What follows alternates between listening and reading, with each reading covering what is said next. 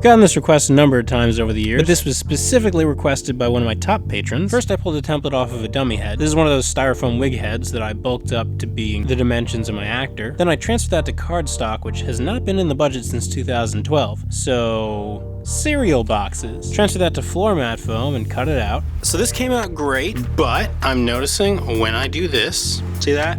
It's slanted, should be 90 degrees, which means I gotta cut a dart, and I hate that I have to do that, because literally, all I had to do was that, and just flip it like that. For the padding on the inside, I used thin craft foam. Then I heat formed the whole thing with a heat gun and contact cemented those pieces together. More on that later. Alright, so that's all glued together. A couple things you want to note. The thickness of this decreases the internal volume. So if your template was designed to fit perfectly to your head, then you maybe want to use the 2mm stuff. The face shield needs to be very strong and thin by comparison to the rest of the helmet, because it's got to fit in that already very compact space between the actor and the dome. So for that piece, I'm going to be using Cosplay Apprentice What the Foam, which is much more durable at this width. I'm doing the visor ahead of time because the paint has to be dry on this piece first, mostly because it has to move and could scuff. I sanded the edges on my belt sander and filled in the seams with quick seal. I cut and attached the band that goes around the back, as well as the earpieces, which turned out to be a little more difficult than I thought, just because the surface area increases along with the depth. I'm doing this so that the edges lie flush with the surface of the helmet.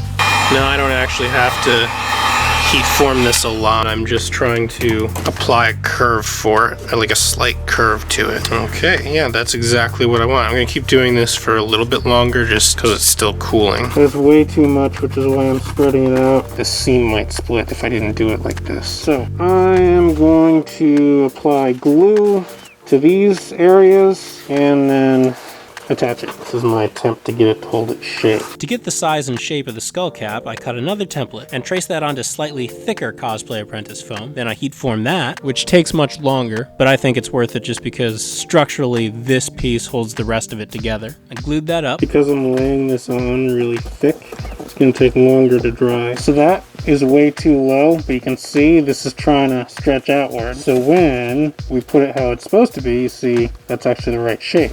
Yeah, look at that. And I just noticed today that this visor, which is supposed to go down, well, it does go down, but it is way too long. This is the first piece that I made, and I set it aside going, yeah, it looks right.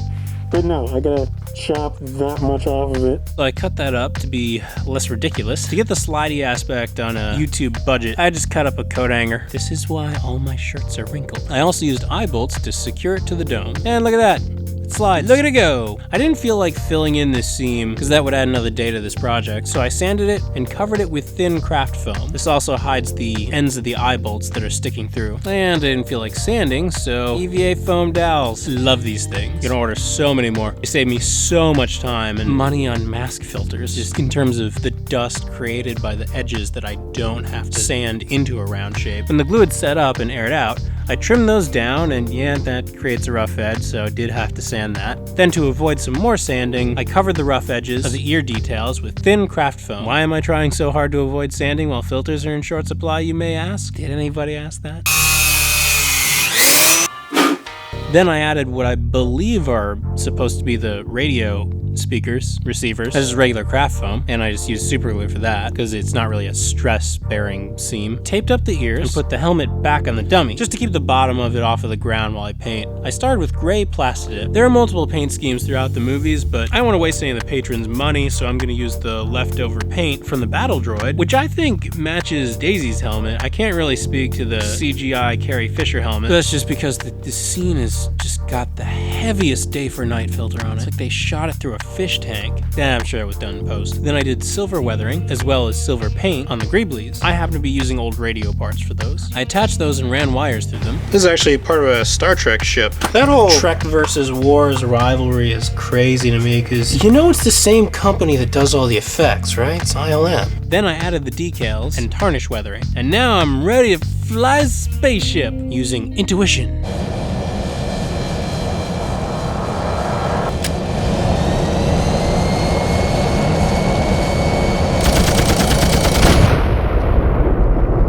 I I may have been binging Battlestar Galactica when I wrote that. In fact, that was not me in the flight suit because this doesn't fit me. I built this to fit a Leia double whom I now can't use because of this whole social distancing thing. So, Roger? Why? It's a motif. Hey, thanks for watching. This video was only possible because of my patrons. As YouTube's ad revenue continually diminishes and the algorithm targets me because it can't distinguish between prop weapons and real weapons, I have to rely more and more on the support of my patrons in order to keep making these prop DIYs. So if you want to keep seeing videos like this, then you can support me over there. It does take a while for me to make these videos, so in the meantime, you can check out the literal decade of content that I have while I still have it, because I have no idea what keyword the algorithm is gonna lock in on. Thanks for watching. Oh, hey, real quick, what's your favorite helmet ever? Let me know in comments below.